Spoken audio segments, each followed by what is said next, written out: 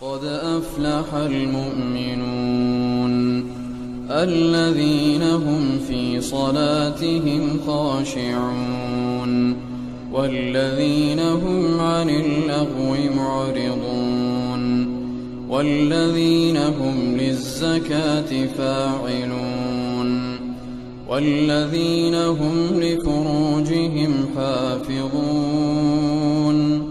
إلا على أزواجهم أو ما ملكت أيمانهم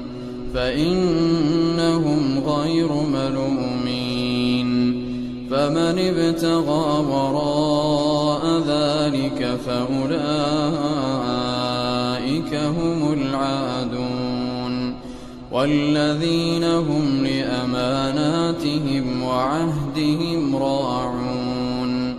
والذين هم على صلواتهم يحافظون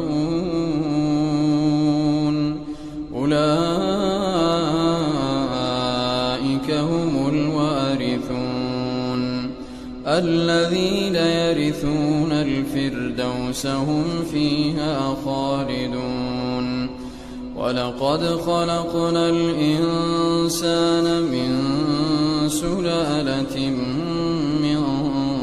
طين ثم جعلناه نطفة في قرار مكين ثم خلقنا النطفة علقة فخلقنا العلقة مضغة فخلقنا المضغة عظاما